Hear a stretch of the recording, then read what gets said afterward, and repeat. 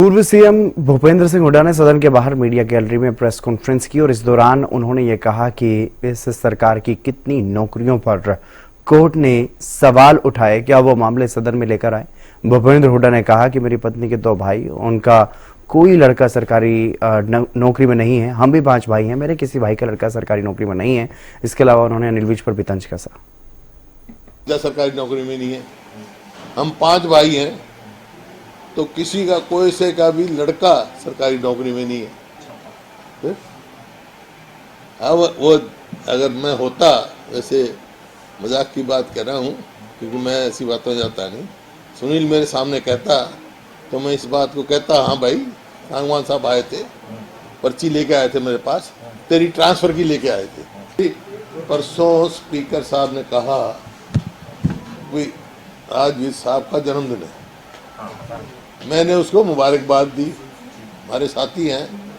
अब मैंने पूछा कि यंग बॉय कितने साल का हो गया, तो परसों पूछा तो बोला नहीं मैं गिनती कर रहा हूँ। कल फिर पूछा, बोला नहीं अभी गिनती नहीं करी मैंने। तो आज गिनती करके उसने बता दिया 45 साल का हूँ।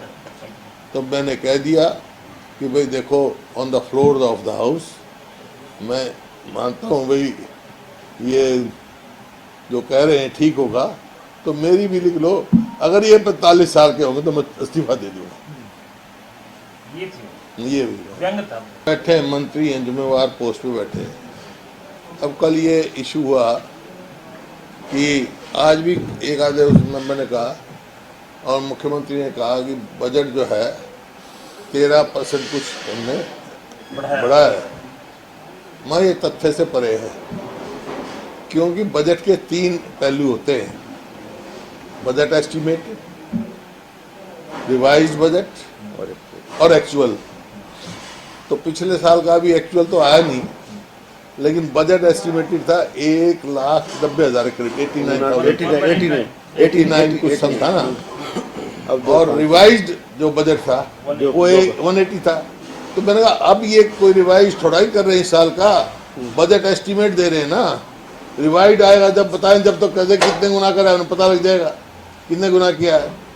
बजट एस्टिमेट से तो ये 7% के करीब हुआ है बजट पर उसमें एक वो मंत्री जी वो बोला नहीं, पता नहीं